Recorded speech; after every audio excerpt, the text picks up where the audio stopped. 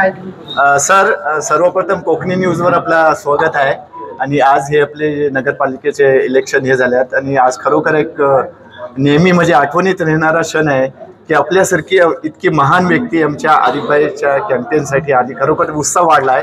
तर काय आपलं म्हणजे आरिफभाईंनी समाजसेवेचा जो काही वसा उचललेला आहे आणि आरिफभाईंचा प्रामाणिकपणा, आरिफभाईंची मेहनत मी गेली अनेक वर्ष पाहत होतो आणि आरिफभाईंसारखी व्यक्ती माझ्यासोबत असली पाहिजे, माझे सहकारी म्हणून अशा अनेक वर्षांची इच्छा होती ती आज पूर्ण होते. नगरसेवक म्हणून या प्रभागामधून आज आपले दोन्ही उमेदवार इथून उभे आहेत आणि एकंदरीत मला वाटतं जनतेचा प्रतिसाद, इथे कोणी प्रतिस्पर्धीच नाही आणि इथे एकतर्फी निवडणूक ही नक्कीच शिवसेना जिंकणार आहे.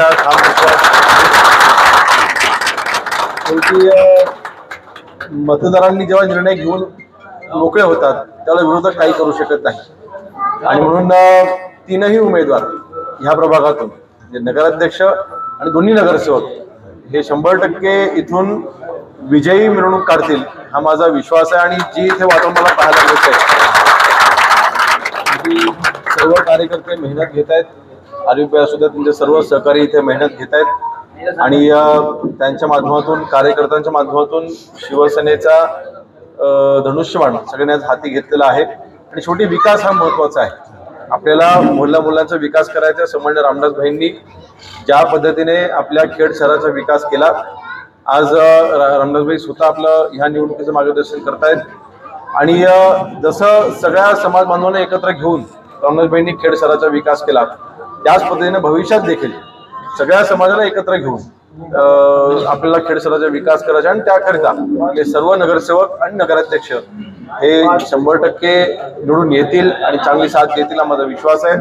आपण सर्व कार्यकर्ते देखील आज इतक्या उत्साहामध्ये, जल्लोषामध्ये आपण सर्व ह्या निवडणुकीच्या प्रचारामध्ये सामील झालेले आहात. परंतु कोणी गाफील राहू नका, माझी आपल्या सर्वांना विनंती असेल. 2 तारखेला संध्याकाळी 5:30 वाजेपर्यंत आता कोणी झोपायचं नाही, बरोबर की नाही? आणि नक्कीच 2 तारखेला 5:30 वाजेपर्यंत मी आपल्या सगळ्यांच्या सोबतच प्रचारामध्ये देखील सोबत असणार आहे आणि 3 तारखेला आपल्या सगळ्यांच्या जल्लोषामध्ये देखील योगेश कदम तिथे सोबत असणार आहे.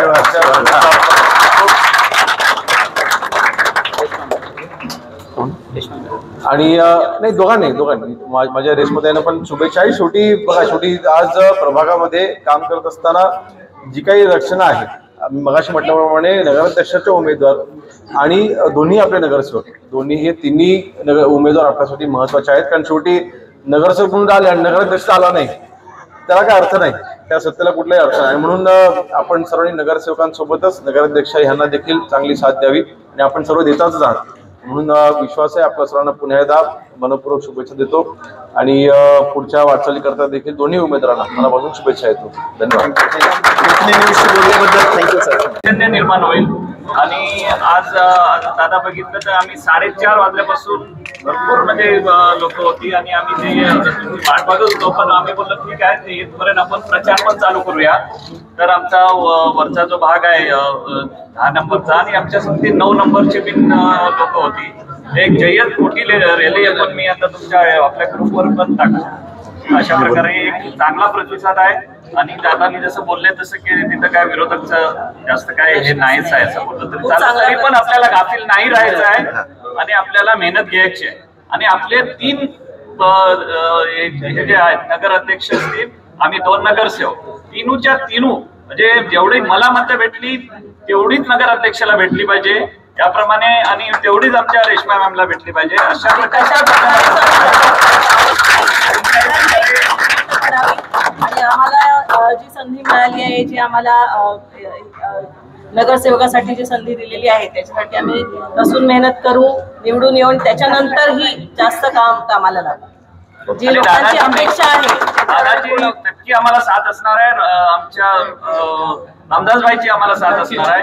आणि ह्या 5 वर्षात या आपल्या कंजेस्टेड एरियाचा, या आपल्या पूरग्रस्त एरियाचा कायापालट होईल अशी आमची